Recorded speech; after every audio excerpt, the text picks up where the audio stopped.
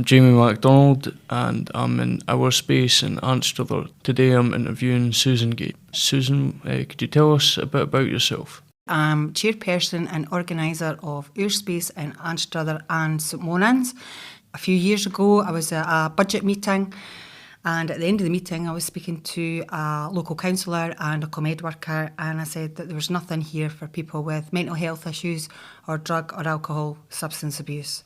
And I got asked to put a form in, which I did, and I put in for the full amount, which, if I remember correctly, I think was £1,000, I think. Might have even been a wee bit more. And it went to a vote, and on the night I got the vote, and that was the start of Oor Space. And we just started up as a wee group on a Thursday night in a small area, the Lower Town Hall, and it was just word of mouth, and people started popping in. We use other agencies. Dapple came along, Phoenix Future, they're a group in Dunfermline way. We've had connections with Restro Fife and Leven. Our biggest influence we've had just this year has been through Adapt and Near Fatal Overdose team along at Kirkcaldy, Glenrothes area. And they've been a massive help, especially since getting us through the COVID scenarios and getting where we are today. And they've been our biggest support. We have had lots of support as well from Phoenix Future. They helped us with naloxone training and things like that as well. But obviously they're a bit further away. And as I said, can't thank Adapt and that enough for their help and support. So what does Oor Space hope to offer individuals with mental health and addictions? Mental health is tied in with all sorts of things. Like most people, if they've got an addiction of some sort, there's always sort of like a mental health issue behind, so you can't have one without the other. 9 out of 10 times that's the way it goes. So what we try to offer them is a safe space to come in and chat, give them links to other agencies and other support. And we're now, as I said, because we've made that connection with Adapt and Near Fatal Overdose team, people are able to come in and get assessed and referred a lot quicker than the GPs. So how many people would you say have you had at your groups on an average day, and how many people would you say the capacity is for you? On what I would say on our books, that people that come in and go, they just frequently come and go, I would say 30 in total. However, on a regular basis, obviously St Monans, we're still to get word out in St Monans, we've got a regular 6 maybe attending there, and then in Anstruther on Thursday we can go anything from 6 to 10 and maybe even higher on a Thursday night, depending on how people are feeling and things like that, but our doors opened all the time anyway.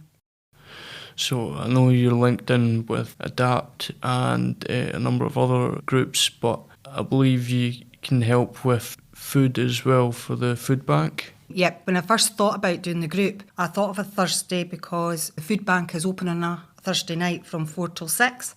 And I thought if anybody was struggling, they can pop down for a coffee, a snack, a chat, a blether. Also, if anybody was needing a chemist or anything, I thought where we're based at, it's easy to access. So we get support from, as I said, the food bank. They give us some bags and things so we can have a table set up. At St Monans, they do a community ladder, and we've built in links with them on a Monday if there's anything left and somebody's struggling, they're quite happy just to pop in just for a cup of coffee or whatever and pick up bits and pieces if they're needing them. Have you had first-hand experience with anyone in your family or friends that has mental health and addictions? I have. I've been through it with a family member. I had mental health issues myself when I was in my 20s, more so to do with grief more than anything else. But it was a struggle then. As I said, I've been through it with my family. I've helped them go through anxieties. I've helped them go through addiction. And that is where my drive kind of came from, because there was a young person who passed away when I was talking about doing this group. So it kind of made me think there is nothing here.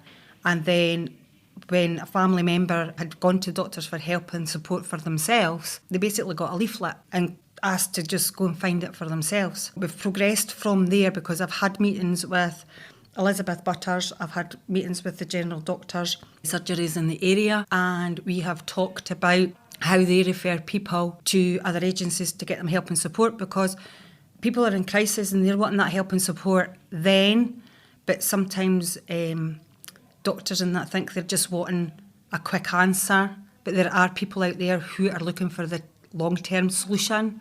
And while we were discussing this with Elizabeth Butters and the GPs, local GPs, we found out that there was a thing called Skynet, I think it's called, and they were looking at it. And what we found out actually opened a little can of worms, because people thought this was available, and it's not. And it's not just in Fife. I think it was the whole of Scotland. I might be wrong on that. It could just be the whole of Fife. And they're looking into it all coming together and connecting together so that the GPs can send an email via this system for people to get the right help and support that they need. Thank you very much for your time today, Susan. Thank you, Jamie. It's been lovely speaking to you.